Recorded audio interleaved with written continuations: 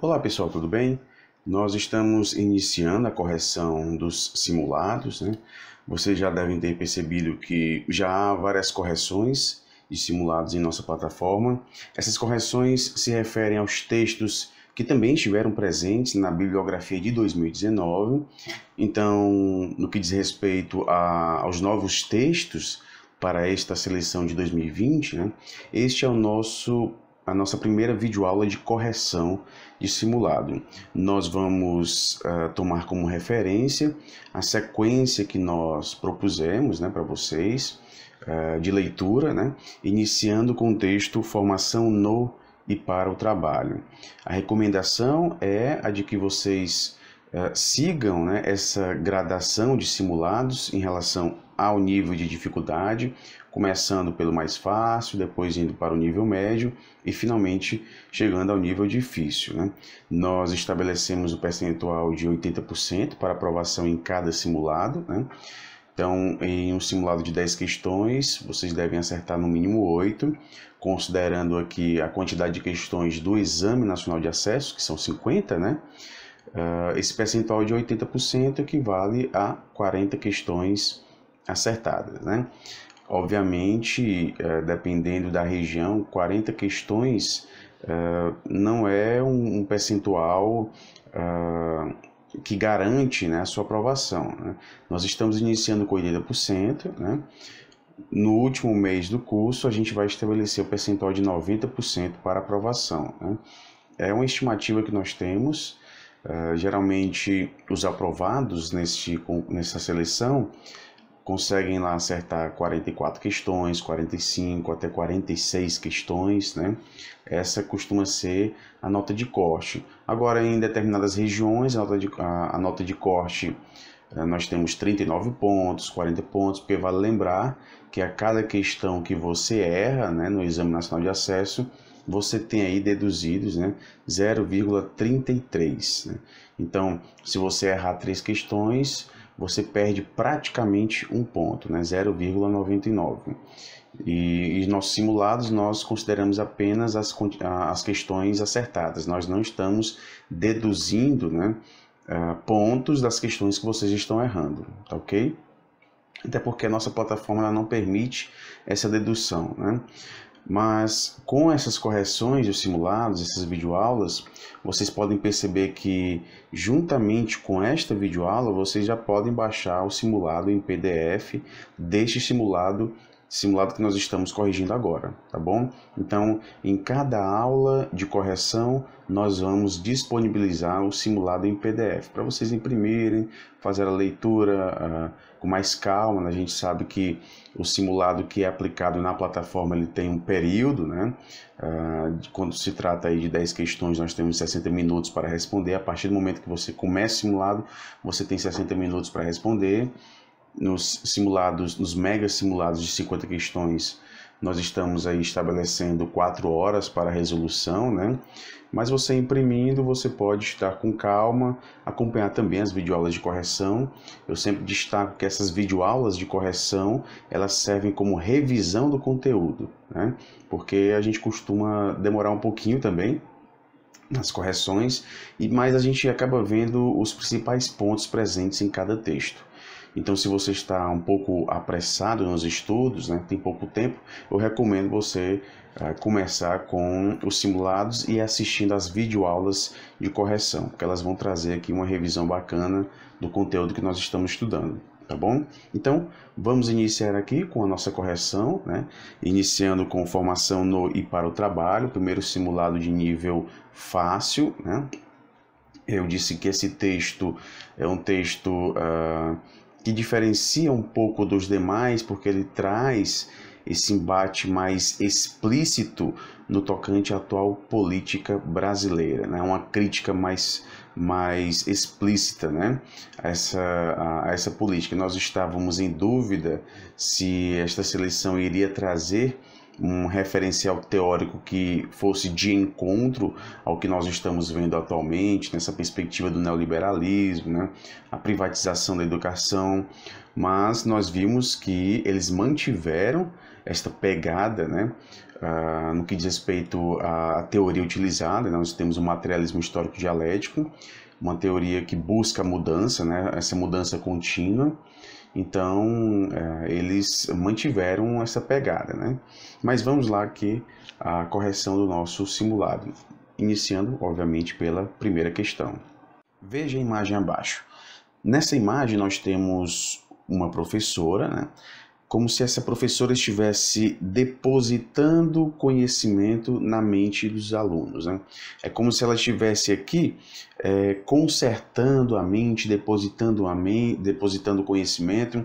Então, nós temos aqui uma referência, pessoal. A gente pode até fazer uma referência à famosa educação bancária tão criticada por Paulo Freire, né? É como se as escolas fossem locais onde os alunos iriam, né? Para onde os alunos iriam para receber esse conhecimento. Só que essa recepção do conhecimento ela se dá de forma muito passiva, né? É como se esses alunos não participassem da produção do conhecimento, eles apenas estivessem assimilando passivamente aquilo que chega até eles. E, obviamente, isso não é proposto nos textos que compõem a bibliografia, né? Vocês podem perceber que em todos esses 10 textos há uma crítica a essa educação mecanicista, né? Essa educação que não mostra o indivíduo como um ser ativo na sociedade. Então, vai sempre haver essa crítica a uma perspectiva de passividade e, obviamente, uma valorização à perspectiva de atividade, no sentido de um indivíduo se sentir ativo, se sentir responsável, se sentir como alguém que pode sim mudar a realidade, que participa dessa realidade, e não apenas como alguém que reproduz aquilo que chega até ele. Então, o que nós podemos ver nessa imagem é como se fosse aqui uma esteira, né? Bem ao molde fordista, né? Aquelas empresas, aquelas indústrias, né? Quando a gente vê documentários no YouTube, por exemplo, né? Do Fordismo, a gente vê aquela esteira, né? Os carros passando, né? Cada um desempenhando lá a sua função. Um bom exemplo é o filme Tempos Modernos, de Charlie Chaplin, né? Vocês devem se recordar, o trabalhador lá sempre apertando aqueles parafusos, ele não sai daquele local, aquele local é muito bem determinado para ele, né? Isso é uma característica do Fordismo, que se utiliza também da gerência, né, taylorista, né? Cada um no seu local, os movimentos são muito bem pensados para que não haja nenhum gasto de energia desnecessário, né? Então, cada um no seu local e esse modo de produção, né, característico do Fordismo, né, acaba sendo levado também para o âmbito educacional. Quando nós nos deparamos com essa professora, né, os alunos estão no esteira como se fossem objetos, como se fossem mercadorias, e a professora está apenas moldando, né, está apenas apertando parafusos, né. É como se esse depositar conhecimento fosse algo no qual o aluno, o indivíduo, ele não participasse, né? Ele é apenas uma mercadoria. E a educação, nessa perspectiva, né, ela é vista nesse sentido, de preparar para o mercado de trabalho. Os alunos, ao saírem das escolas, é como se fossem mercadorias, né? A educação, ela passa também a ser vista como uma mercadoria. Esses indivíduos são vistos como máquinas, né? São preparados na escola para o mercado de trabalho. E uma das grandes críticas feitas pelos textos que compõem essa bibliografia é justamente esta educação voltada única e exclusivamente para o mercado de trabalho. E vale lembrar, quando a gente fala de trabalho, a gente pode pensar numa perspectiva ontológica, né, como algo que constitui o ser, que faz parte da essência do homem. Nesse sentido, o trabalho é a produção da existência do homem, né, a modificação da natureza. Ele nega a natureza.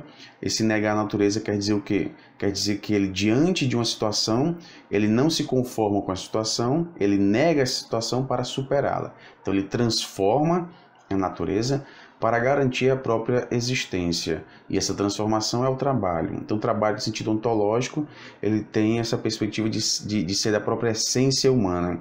Agora, nós também temos o trabalho na perspectiva histórica, né, considerando o capitalismo, por exemplo. Aí já o trabalho nessa perspectiva do capitalismo, ele já tem um outro sentido, né?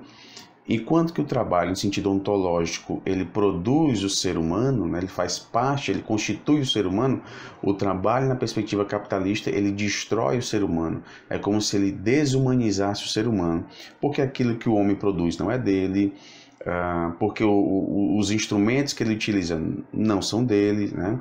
Porque a consciência que esse homem tem no modo de produção capitalista não é dele, é uma consciência fabricada, né? Então nós temos aqui, e obviamente diversos outros fatores, né, que contribuem para a desumanização deste homem. Então o capitalismo, por meio do trabalho, ele acaba desumanizando o homem, né? Pois bem, o que nós podemos ver aqui nessa charge é justamente essa crítica a uma educação bancária, a uma educação voltada única e exclusivamente para o mercado de trabalho, que aborda os alunos como se fossem mercadorias, indivíduos passivos, né? Vejam a comparação com a esteira de produção, né, utilizada aí, muito característico do Fordismo, né? E vamos aqui agora ao enunciado da questão. Considerando a proposta de educação presente em formação no e para o trabalho, de Sandra Soares Della Fonte, e a imagem acima, pode-se afirmar que, opção A charge representa a proposta que busca a emancipação humana por meio de uma educação fundamentada no neoliberalismo? Obviamente que não, né? Não se busca que a emancipação humana, na verdade é o contrário do que nós estamos vendo nessa charge, né? Opção B. Sandra Soares defende educação fundamentada exclusivamente na formação para o mercado de trabalho. Você já sabe que está falso, né? Nenhum dos textos que nós vimos na bibliografia defende essa formação voltada exclusivamente para o mercado de trabalho. Quando a gente considera o mundo do trabalho é algo muito mais complexo, né? O mundo do trabalho, ele abarca o mercado de trabalho, mas ele não se reduz ao mercado de trabalho, né? Na opção C, a referência feita ao filme Tempos Modernos, de Charlie Chaplin, é uma crítica à formação mecanicista, combatida por Sandra Soares. É exatamente esta a opção correta, né? Quando a gente considera, se a gente assistir aos Tempos Modernos, né, ao filme, a gente vai perceber muito bem que há uma relação, né, com a imagem inicial do filme, né? E a opção D, a imagem retrata a educação contra-hegemônica, já está falsa. Na verdade, essa imagem ela retrata a educação hegemônica, né? A educação que predomina, né? Então, qualquer proposta de educação diferente é uma educação contra-hegemônica, é uma educação que vai de encontro aos interesses do capital. A gente sempre pode pensar assim, o capital ele é hegemônico, ele está em todas as partes. O discurso que defende o capital está em todas as partes. E quando a gente traz uma proposta que vai de encontro a isso, né, que critica esse discurso capitalista, né, trata-se de uma proposta contra-hegemônica, né? Então essa opção D está falsa. A opção correta da primeira questão é a opção C de casa.